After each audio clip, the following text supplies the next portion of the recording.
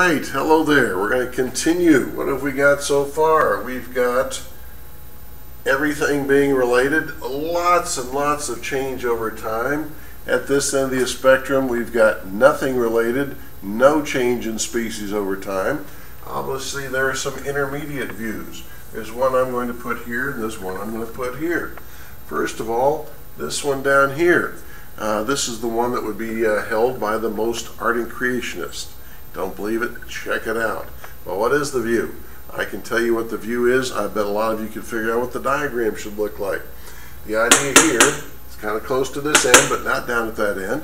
The idea here is that a supernatural being created basic kinds of organisms, followed by minor variation within each kind. A supernatural being created basic kinds of organisms, followed by minor variation within each kind. What would that look like? Well, I usually have students raise their hand and they say, maybe like this one with some branches. Yeah. And so, if you check it out, websites, books, etc., you'll see, for people who believe down this way, diagrams that I call a bunch of shrubs. By the way, we have a vegetation theme going here. Here we have a totally interconnected tree. Over here we didn't say anything about vegetation, did we? I like to call this a bunch of telephone poles.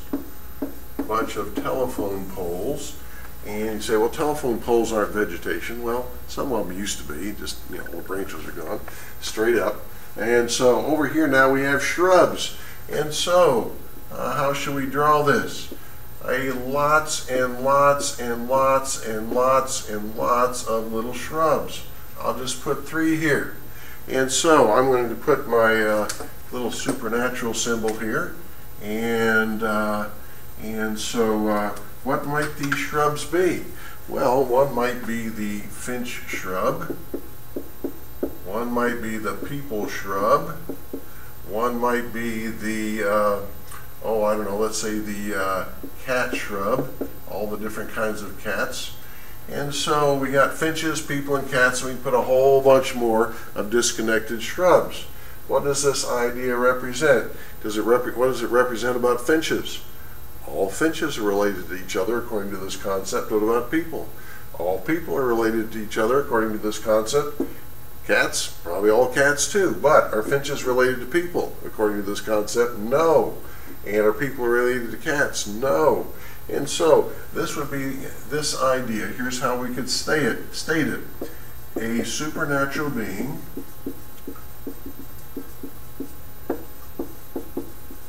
created basic kinds, they kind of like this word, folks, kinds of organisms, followed by minor variation, like little shrubs, minor variation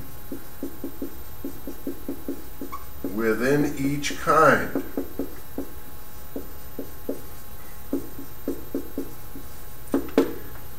All right, what do we have here? A supernatural being created basic kinds of organisms, followed by minor variation within each kind. Created the finch kind, there's been minor variation like we saw in the Galapagos and so forth. What kind of evolution are we talking about that we've already mentioned in previous videos and topics? Small scale evolution, what is that called? Microevolution. And folks down this way believe in microevolution only. That's as far as it goes, no more. And so far, and not any farther. And so, but they still believe in evolution, right? A little bit of evolution? Sure they do. Ooh, some of you are starting to think, I can see why the professor said everyone's an evolutionist, at least to some extent. And evolution simply means change over time, species changing over time by whatever means. And so this is a preview of coming attractions, but where's the only place you can be on this entire spectrum of ideas and say you believe in no evolution whatsoever? I guess it'd be down here, right? And if I'm correct that this end was vacated by Mr. Darwin and others, then gee, everybody's at least here. Everybody's an evolutionist, at least to some extent. Some of you want to think about that a little bit. We've got another area in here.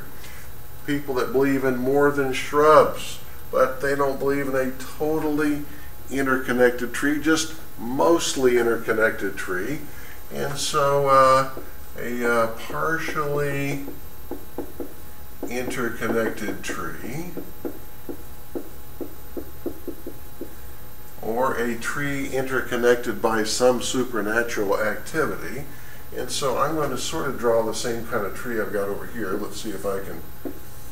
And yeah, okay, A, B, C, D. We still, and all these have time and variation. I just didn't draw it every time. But what's the difference between this and this? This one over here is a totally natural tree. This one over here, there would be supernatural activity over time. More that way, less this way, but at least some supernatural activity over time. And so, what again do these little red circles, they represent supernatural activity. So these folks believe in the earth is very old. We'll talk more about that in the next video, but they believe in, life's been developing for millions upon millions of years, but it took some supernatural assistance to get past maybe a supernatural control of mutations or protecting species that were developing and so forth. And so these would represent occasional supernatural activity over time. Occasional supernatural activity over time. So, lots of change, lots of evolution, we can say, lots of evolution, and we can say with the assistance of some supernatural activity, with the assistance of some supernatural activity. Maybe not too much, but some supernatural activity. And so, what do we have here? We have 4 different general ideas about origins. Over here, a totally natural approach, natural processes only, everything's related. Down here, a totally supernatural approach, nothing's related, no change. Here, a little bit of change. Supernatural being creating different kinds of organisms, microevolution. Now, these folks down here, do they believe in micro or macro? Well, they actually believe in both. And so down this way, we have both macro and microevolution. And so the farther over, the more macro folks would believe in. This would be completely macro, with micro in the small branches and so forth. So it's not just these folks that believe in micro. Everybody believes in at least some micro. It's just a question of how much macro you also believe in.